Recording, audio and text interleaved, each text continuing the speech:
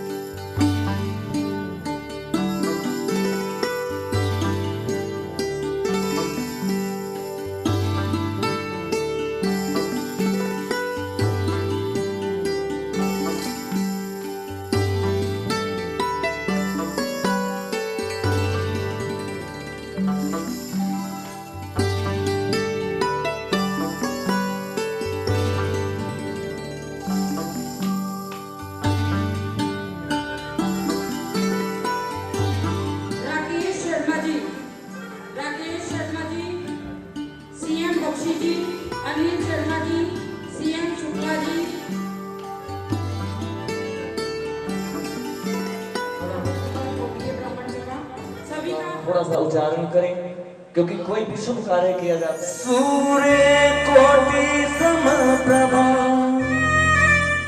निर्विघ्नं कुरु मे देव सर्वकार्येषु सर्वदा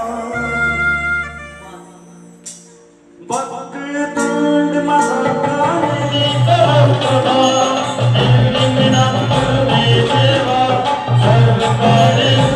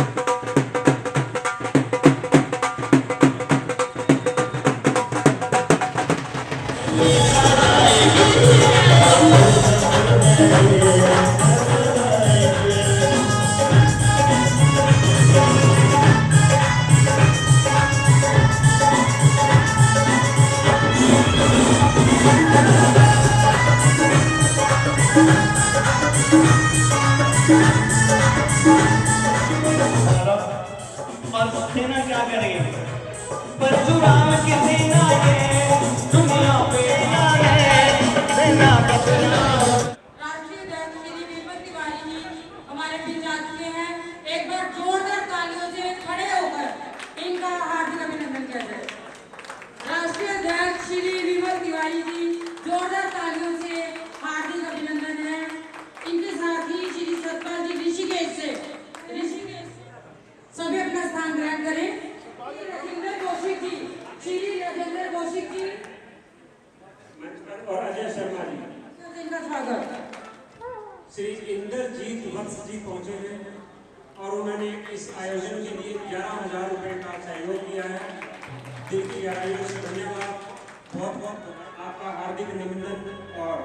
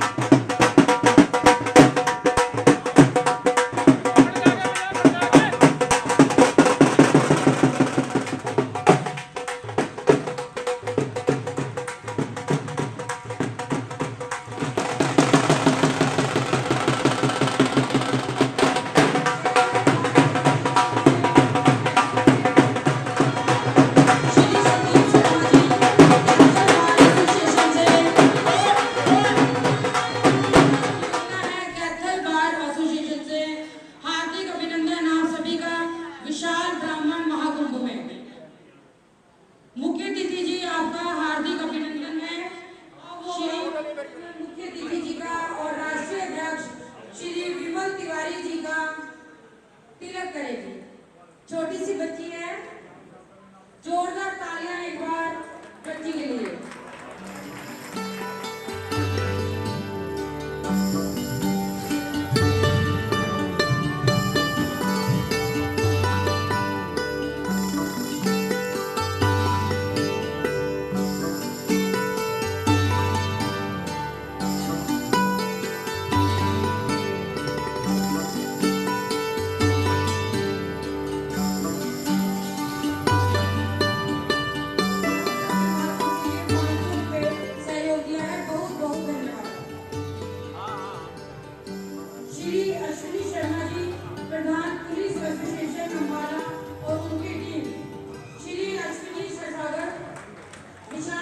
जल्दबाजी में कोई हमसे गलती रह जाए तो कृपया क्षमा करना।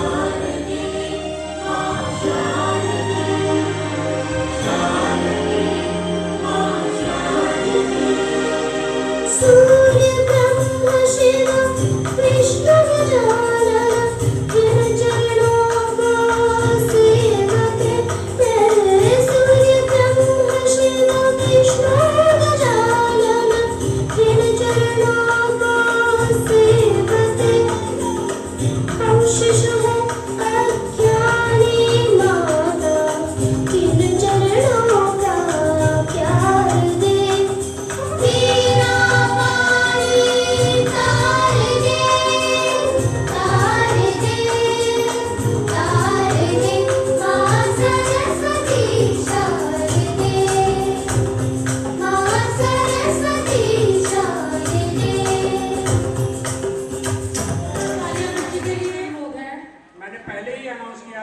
मीटिंग में कि आप सभी आगे रहेंगे और काम में हाथ नजर नहीं आनी चाहिए।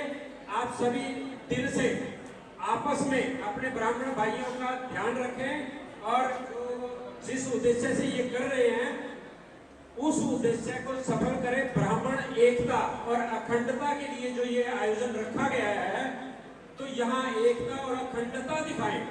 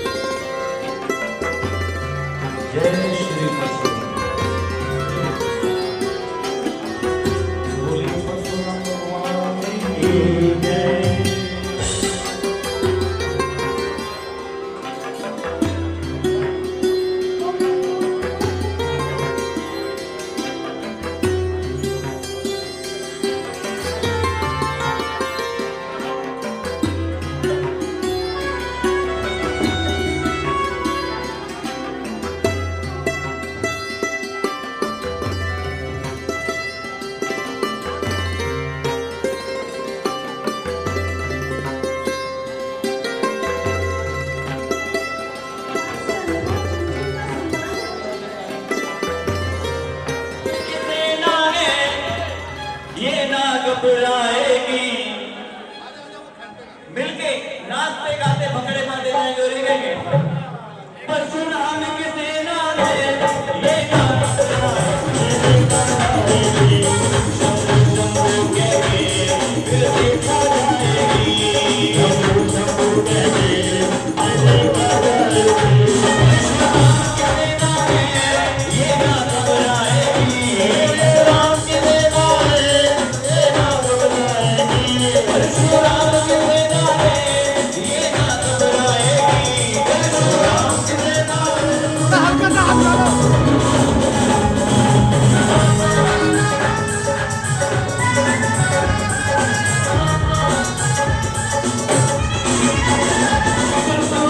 की सेना सम्मान करें ताकि कार्यक्रम आगे सुचारू रूप से चल सके। श्री राजकुमार शर्मा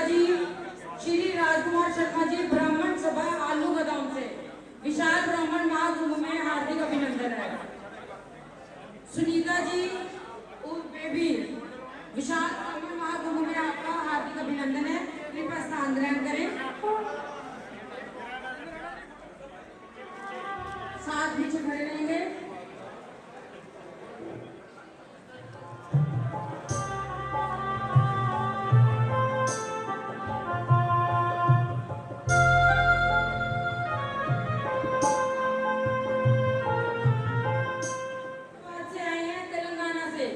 बहुत दूर से कल ही ये पहुंच गए थे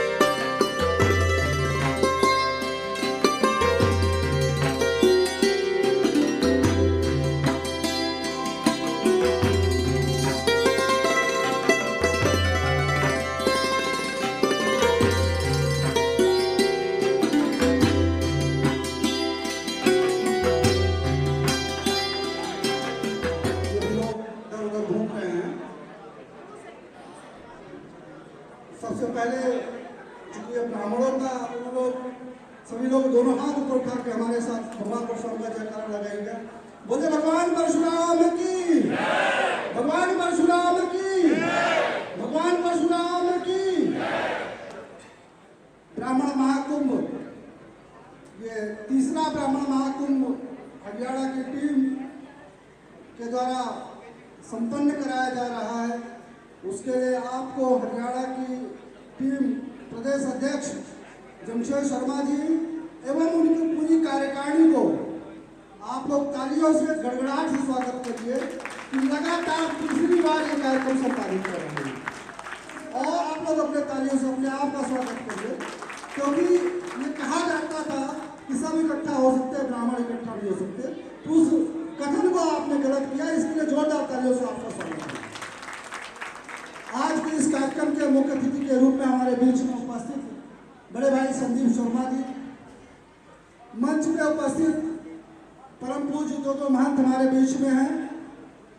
हमारे साथ राष्ट्रीय परशुराम सेना का राष्ट्रीय महासचिव तेलंगाना की धरती से आए हुए विशाल शर्मा जी, राष्ट्रीय मुख्य महासचिव दिल्ली से आए हुए आदरणीय अजय शर्मा जी, उत्तराखंड के प्रदेश अध्यक्ष आदरणीय सौरभ संगवाल जी, उत्तराखंड के प्रदेश मुख्य महासचिव रमेश कोटियाल जी, उत्तराखंड की प्रदेश अध्यक्षा सरिता बडोली जी, पंजाब के प्रदेश अध्यक्ष आदरणीय विकास सेठी जी एवं हरियाणा की पूरी कार्यकारिणी और हरियाणा प्रदेश से मैं हरियाणा के किसी भी सदस्य का नाम नहीं ले रहा हूँ, क्योंकि चार का नाम लोगों को छूट जाएगा तो अच्छा नहीं है।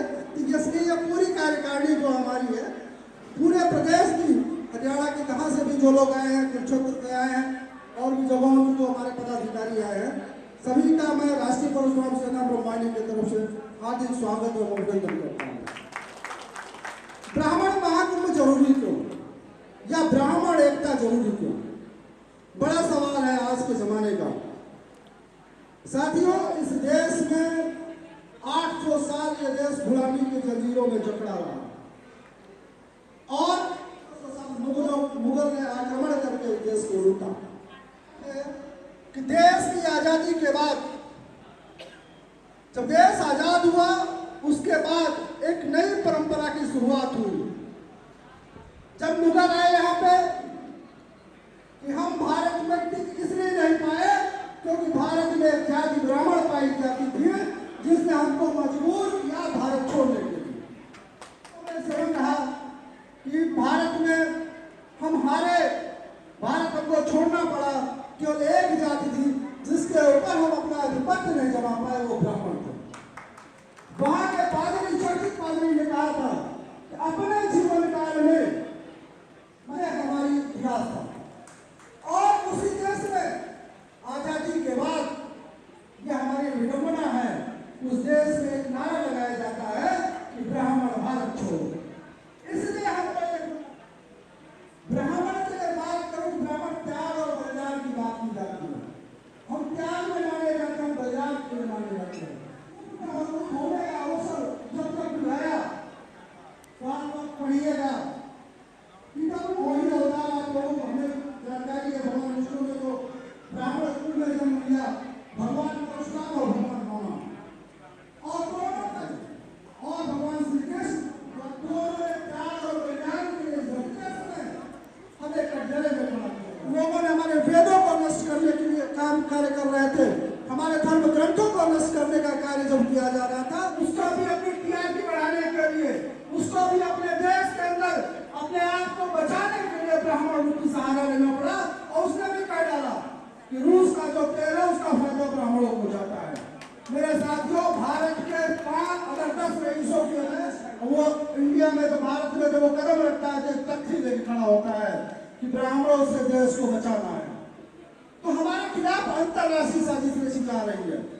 और हम आज कल कभी भी जो पीछे हमने किया, हमारा इतिहास बड़ा गौरवशाली है। वीरांगना क्या रही होगी, रानी लक्ष्मीबाई। आज के जमाने में तोप गोलों से, परमाणु बम से लड़ाई होती है। कल्पना देखिए, अगर आप उसकी फिल्में देखते होंगे तो आप रूह कांप जाती होगी। वो दौड़ के आ रहा होगा जब अपने पीठ पे अपने बच्चों को बात करके प्रांगण में कूदी होगी अपनी समाज के अपने देश की लड़ाई के लिए।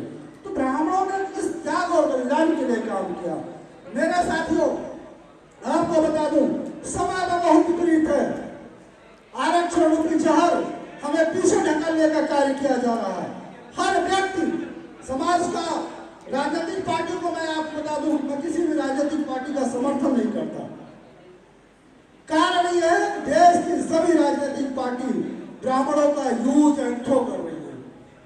ब्राह्मणों की सभी देश की राजनीतिक पार्टियां अपनी नीतियां बनाने में, अपनों को सत्ता में पहुंचाने के लिए यूज कर रही है। देश की कोई भी राजनीतिक पार्टी उठा करके देख लीजिए, उसके पीछे, उसको खड़ा करने के पीछे केवल ब्राह्मण का होता होगा। और आज उसी ब्राह्मण को इस देश के अंदर शर्म तब आती है कि जब इस देश में सुप्रीम कोर्ट के द्वारा SC/ST एक्ट को खत्म कर दिया गया, उसके बाद इस देश में पुनः अध्यादेश ला करके सुप्रीम कोर्ट सदन के द्वारा SC/ST एक्ट को दोबारा लाया गया। और जब उस दौरान टीवी पे डिबेट में पैनलिस्ट बैठते थे, तो किसी भी राजनीतिक पार्टी का उठा लीजिए, सपा, बसपा, कांग्रेस, भाजपा, सभी पैनलिस्ट जो होते थे वो ब्राह्मण होते थे। और बैठ करके SC/ST एक्ट के रूप में, जो हमारे लिए आज सबसे बड़ा, तो हमारा तो केवल यूज किया जा रहा है। हम लोगों को यूज होने से बचना पड़ेगा। आज हमारे युवाओं का, मैं आपको बता दूं, काफी बुजुर्ग यहाँ पे बैठे हुए हैं, मैं आप सभी का सम्मान करता हूँ। लेकिन आप ये समझिए कि आने वाला समय बीत गया। जो समय बीता है वो कैसा बीता है, और आने वाला समय कैसे बीतेगा। जिस प्रकार से इस देश में ब्राह्मण विरोध की परंपरा चली है, हमारी बहन बेटियों की इज्जत सुरक्षित नहीं है। संघ शक्ति करेंगे, अगर हम एक रहेंगे तभी हम सुरक्षित रहेंगे। और एक बड़ा सवाल आज मैं हरियाणा के ब्राह्मण महाकुंभ के माध्यम से पूछना चाहता हूँ। एक आरोप ब्राह्मणों पे लगता है कि ब्राह्मणों ने छुआछूत फैलाया, ब्राह्मणों ने कुएं से पानी नहीं भरने दिया, ब्राह्मणों ने दलितों पे अत्याचार किया, ब्राह्मणों ने पिछड़ों पे अत्याचार किया। 800 साल का इतिहास है। 600 साल मुगलों ने इस देश को राज किया और 200 साल अंग्रेजों ने राज किया। और उसके बाद 75 साल से संविधान राज कर रहा है, जिसमें ब्राह्मणों को सबसे पीछे खड़ा किया गया है। तो उस दौरान ये 850 साल में ब्राह्मण कब सत्ता में थे? जब उन्होंने कुएं में पानी नहीं पीने दिया, कब उन्होंने पिछड़ों को सम्मान नहीं दिया, दलितों को सम्मान नहीं दिया। क्या हमारे खिलाफ ये वामपंथी विचारधारा ब्राह्मणों के खिलाफ बात करने के लिए फैलाई जाती है? मैं ग्रामीण परिवेश से आता हूँ और हमने तो देखा है कि हमारे बाबा, हमारे पूर्वज जो होते, वो सर्व समाज की इज्जत किया करते थे। हर रिश्ते का नाम हुआ करता था, वो दलित हो, पिछड़ा हो, कोई भी हो, हम उनको अपने रिश्ते जो उनके होते थे उसी नाम से संबोधित करते थे। लेकिन हमारे खिलाफ जो दुश्मन बनाया जा रहा है, उन ब्राह्मणों ने जो इस देश की आजादी के लिए आज सबसे बड़ा बलिदान किया। मैं तो कहता हूँ, जो लोग ब्राह्मणों को गाली देते हैं, ब्राह्मणों के बारे में उल्टा सीधा करते हैं, हम उनसे एक सवाल पूछना चाहते हैं कि देश की आजादी में सबसे ज्यादा बलिदानियों की एक लिस्ट बना लीजिए और आप देख लीजिए उस लिस्ट में सबसे ज्यादा नाम 90% नाम ब्राह्मणों को मिलेगा। आपको नाम नहीं मिल पाएगा। क्या हमारा इतिहास है? और आज भी देश की जरूरत होती है। मैं कोविड का काल अगर उठा के देख लीजिए, कोरोना के काल में जब देश विपरीत परिस्थितियों से गुजर रहा है, मैं गारंटी के साथ कह सकता हूँ, पूरे देश भर में सबसे ज्यादा समाज सेवा का कार्य किसी ने किया था, वो ब्राह्मणों ने किया था।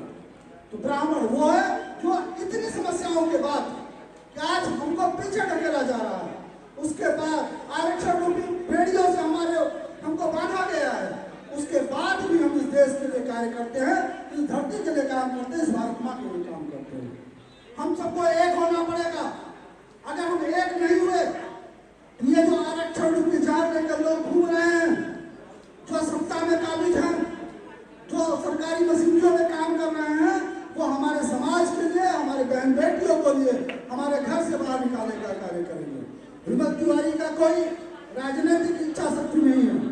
हमने ये संगठन खड़ा इसलिए नहीं किया है कि हमको कोई सांसद विधायक बनना है। हमको सिर्फ एक चीज चाहिए कि हमारा ब्राह्मण भाई सुरक्षित रहे और किसी दशा में सुरक्षित रहे। हम पीछे हट एक चीज पर विश्वास करते हैं कि कोई भी आंदोलन कहीं भी, आप जितने बड़ा से बड़ा आंदोलन का लीजिए, किसी एक व्यक्ति ने शुरू किया था, उसके बाद उसके पीछे कारवा चला था। आज वही राष्ट्रीय परशुराम सेना का हाल है कि आप देखिए इस प्रांगण में साउथ से विशाल शर्मा जी बैठे हैं, जहाँ से 1000 किलोमीटर की दूर से मैं आया हूँ। लगभग आप चारों दिशाओं से आकर लोग बैठे हैं। ये ब्राह्मण एकता का ही प्रतीक है और इसी पे हमको कार्य करना है।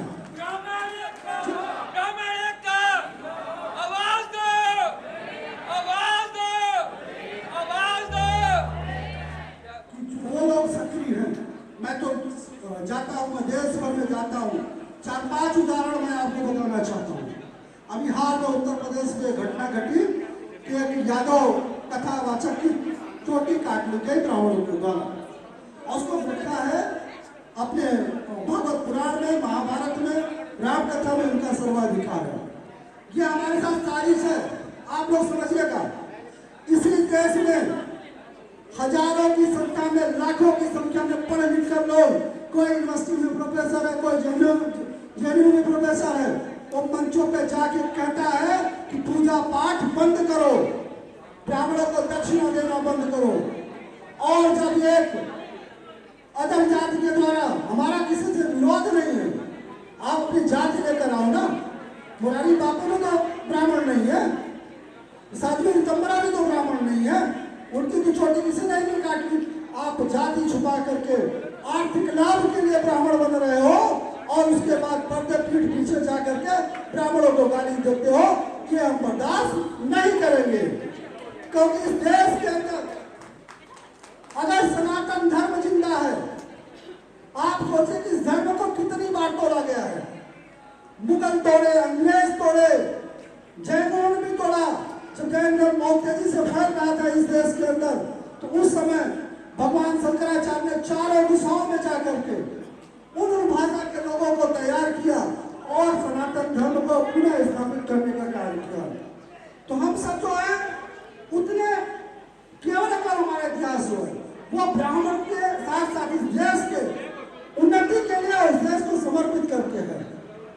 तो आप सबको मैं आपको बता दूं, आप सब लोग कहीं भी ब्राह्मणों का सम्मेलन हो, सभी ब्राह्मण संगठनों से अपील किया करिए कि न मंच की लालसा, न सम्मान की लालसा लेकर जाइए, लेकिन कहीं भी ब्राह्मण सम्मेलन हो जाइए और ब्राह्मण एकता का परिचय दीजिए। सोशल मीडिया के माध्यम से, फेसबुक, इंस्टाग्राम, यूट्यूब पे लाइव होके बात कहिए। अगर हमारे समाज की कोई दिक्कत होगी, कोई समस्या होगी, तो हम ईंट से ईंट बचाने का कार्य करेंगे। इन बातों के साथ मैं अपनी बात खत्म करता हूँ। भगवान परशुराम की,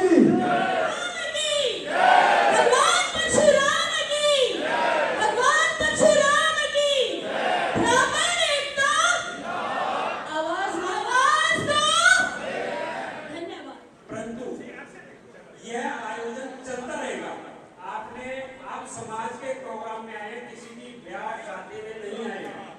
और समाज के लिए तो आपको एक दिन का व्रत भी रखना पड़ गया, तो रखेंगे, तभी हमारे समाज में जागृति आएगी। और आपने पत्र दिया है, पंजाब में हमारी टीम अभी कमजोर थी, प्रदेश अध्यक्ष नियुक्त किए गए हैं आज श्री विकास जेटली जी, और आशा करते हैं राष्ट्रीय अध्यक्ष पंडित विमल तिवारी जी ने जो संगठन में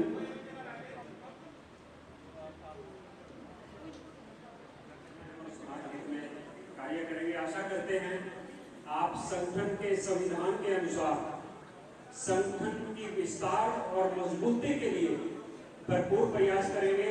और हरियाणा, पंजाब की यानी कि पूरे भारतवर्ष की टीम आपके साथ है। जहां पर भी आप जरूर समझेंगे, वहां पर आपके साथ खड़े।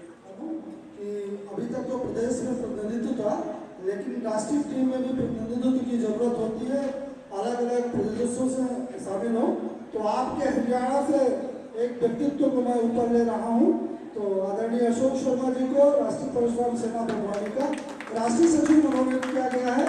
और आपको उम्मीद है कि आप केवल हरियाणा नहीं, पूरे देश भर में जहाँ पर भी राष्ट्रीय परशुराम सेना का कार्यक्रम होगा, वहाँ जाएंगे और हरियाणा की धरती के साथ साथ पूरे भारत के प्राणों को एक करने का कार्य करेंगे।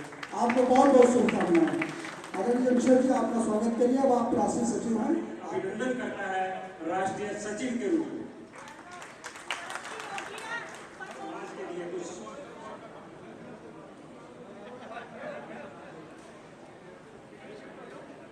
बहुत ही आदरणीय राष्ट्रीय परशुराम सेना के राष्ट्रीय अध्यक्ष श्री जनीशेर शर्मा जी, नवनियुक्त राष्ट्रीय सचिव श्री अशोक शर्मा जी, जिला कार्यकारिणी से मैडम रुचि शर्मा जी व अन्य पदाधिकारीगण, अशोक शर्मा जी कोल कैथल इकाई से, तो मेरे साथ मेरी बार कैथल के सम्मानित सदस्य एडवोकेट मनुदेव जी व एडवोकेट प्रवीण शर्मा जी,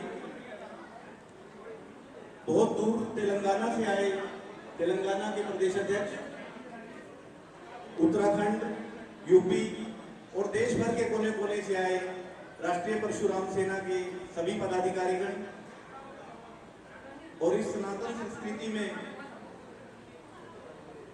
समाज के सबसे प्रबुद्ध वर्ग जो मेरे सामने बैठे हैं, मेरे सभी आदरणीय बंधुगण, मैं आप सभी को हाथ जोड़कर प्रणाम करता हूं, नमस्कार करता हूं। आप सबने आज मुझे भी अपने परिवार में शामिल किया, आप सबसे रूबरू होने का मौका दिया, इसके लिए मैं राष्ट्रीय परशुराम सेना का धन्यवाद भी करता हूं।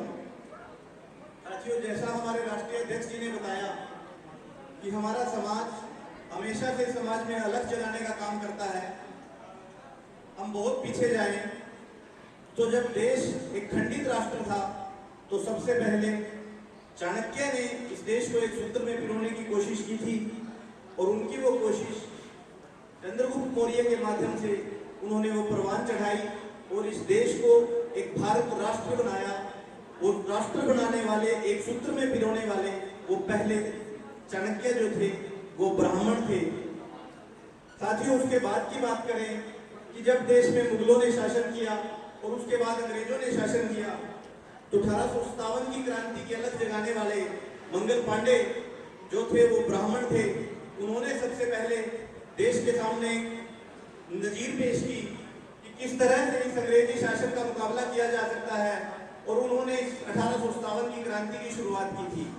साथियों, इस स्वतंत्रता की लड़ाई में उसके बाद गोपाल कृष्ण गोखले, बाल गंगाधर तिलक, पंडित राम प्रसाद बिस्मिल, चंद्रशेखर आजाद, ना जाने कितने लोगों ने अपनी कुर्बानियां दी, और हम सबके सामने एक मिसाल पेश की कि किस तरह से अंग्रेजों के खिलाफ लड़ा जा सकता है।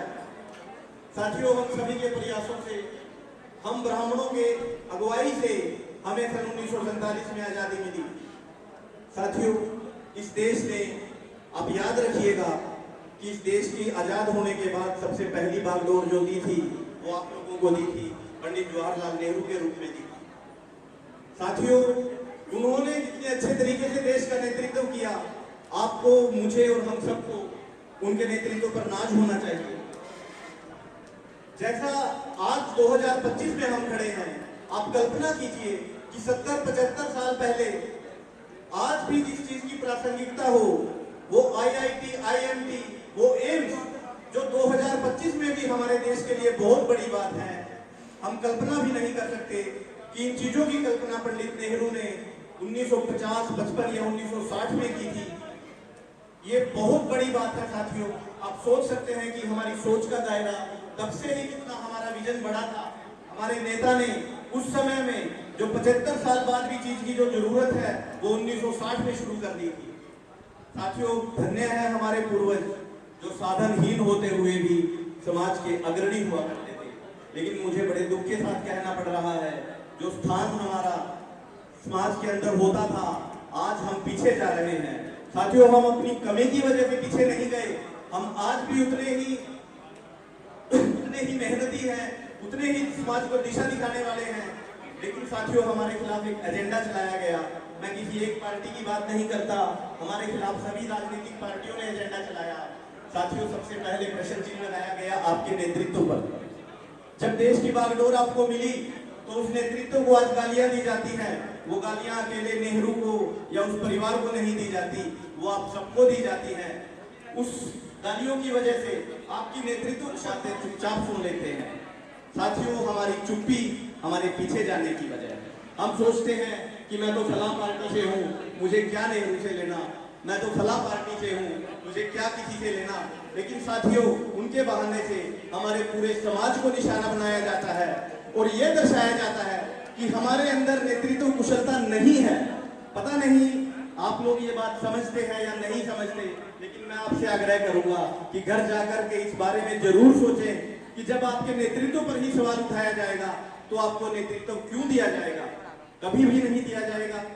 क्यों देंगे वो लोग जब हम खुद ही। साथियों, मेरा आपसे एक आग्रह तो ये है कि ना सिर्फ नेहरू, ना पंडित दीनदयाल उपाध्याय, किसी भी राजनेता पर जो हमारे पूर्वज हुए हैं, जो पहले हुए हैं, उनके ऊपर अगर कभी भी सवाल उठाया जाए तो आप लोग चुप मत रहिएगा।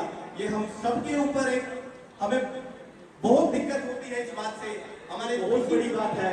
तो साथियों, मेरा आपसे पहला आग्रह यही है कि आप कृपया अब इन बातों का जवाब दिया करें। आप में क्षमता है जवाब देने की, आपको सभी बातों का ज्ञान है। पहला आग्रह आपसे आज यही है।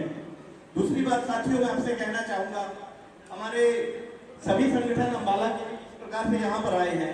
सभी जिलों में हमारे बहुत से कि क्या हम अन्य जातियों की तरह एक झंडे के नीचे सभी ना इकट्ठे हो जाए?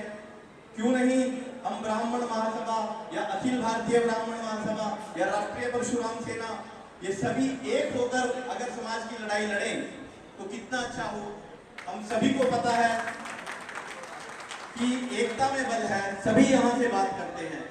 तो साथियों, मेरी एक अगली गुजारिश आपसे यही है कि जितनी भी संस्थाएं, मैं किसी संस्था को ये नहीं कह रहा कि वो कम काम करती हैं, वो जनहित के, समाज हित के हमारी सभी संस्थाएं बड़े जोर शोर से काम करती हैं।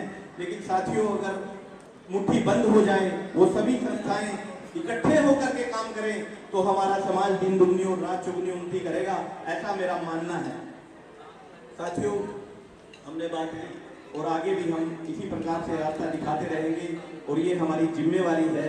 ये जिम्मेवारी हमें परमात्मा ने दी है, भगवान ने दी है कि हमें सबसे सजग, सबसे प्रबुद्ध वर्ग समाज का बनाया है और सबसे सक्षम समाज भी बनाया है हमें।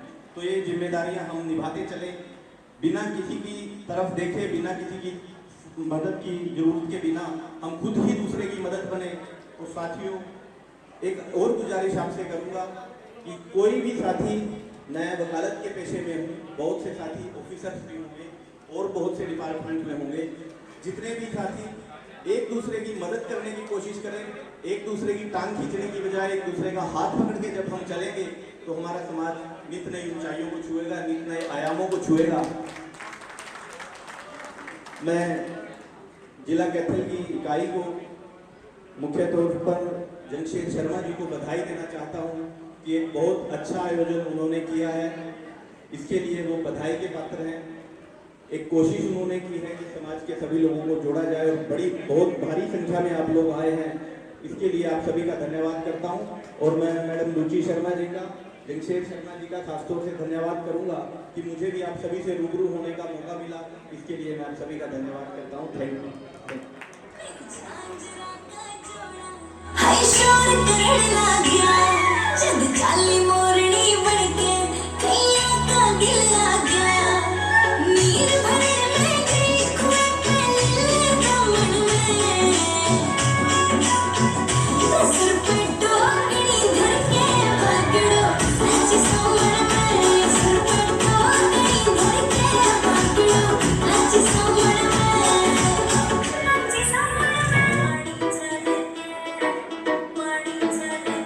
मेरी माँ ने टोया जमाई, सैन्या रौनक खाना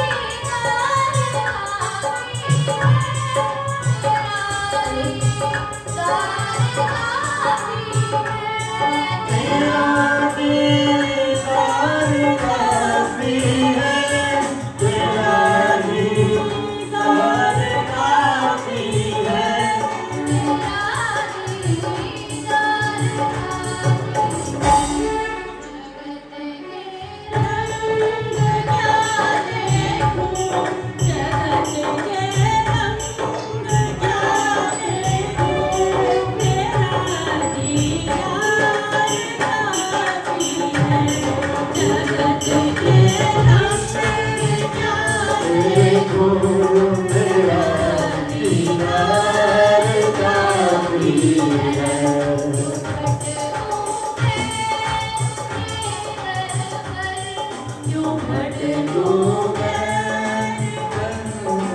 मैं